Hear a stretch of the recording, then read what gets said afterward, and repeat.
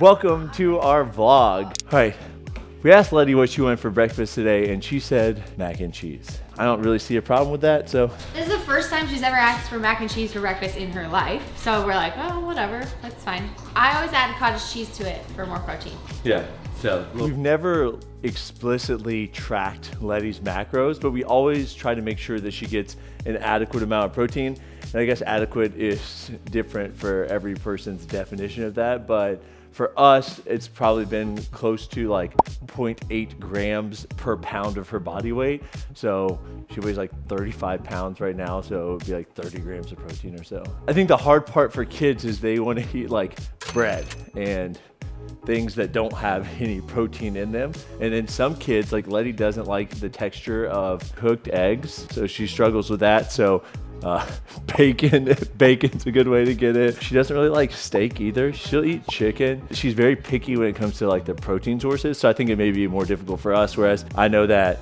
her cousin Jocelyn loves steak, will eat a steak. So it's like, that's easy if they'll eat that kind of stuff. Something that my friends and I were talking about the other night is like, even if you have a picky kid, continue to offer those things. Some nights she will touch her steak and dip it in ketchup and eat a ton of it. And if I didn't offer it, just because I assumed she wouldn't eat it, then I would have never known that she would have enjoyed it. So like, it's fine to stick it on their plate. Maybe they try it, maybe they don't, but at least offer it. I personally think it's better to offer it, that item that you think they won't even touch, along with other things that you know they will eat that are still good for them, rather than offering all things that you don't think they'll touch and then swapping it out, because then they know that they can complain about their dinner and you'll swap it out for something that they like. Steak, mac and cheese, grapes. The mac and cheese and grapes I know she's gonna eat, rather than like steak, rice, vegetables, like everything she doesn't, she won't touch. That way you don't create that habit of like them knowing they can just complain and get their way.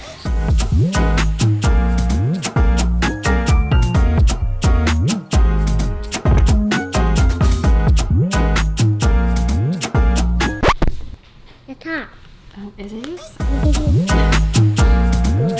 It is about 9:45. Lettie and I are gonna go out to the zoo, but first, I haven't had Starbucks in like 4 weeks.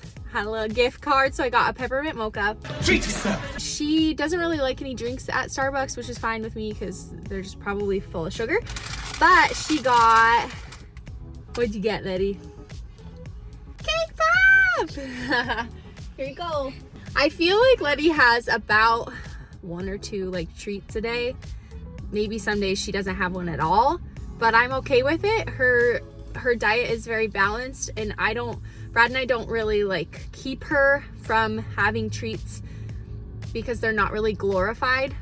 We just determine, you know, timing of them and whether they fit in with her other meals as far as being balanced enough. But something that I do is I keep snacks in my middle console that are like fairly healthy, because you always gotta have snacks. So we got Go-Go Squeeze. We have, these are really awesome snacks. Nature's Bakery Fig Bars. I have a set of crackers. These Solely brand Fruit Leathers are amazing. They only have like 1 ingredient. Thrive Market Fruit Circles, which are like kind of like fruit roll-ups, but like just fruit. And then little chippies. So that's what I keep in my car because she's always wanting something, right? Comment below if your kid just eats snacks all day. See you at the zoo. What's his name? Lettie, look.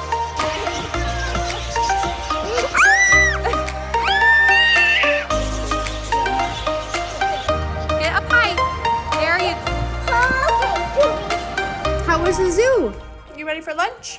Let's show them what we have for lunch.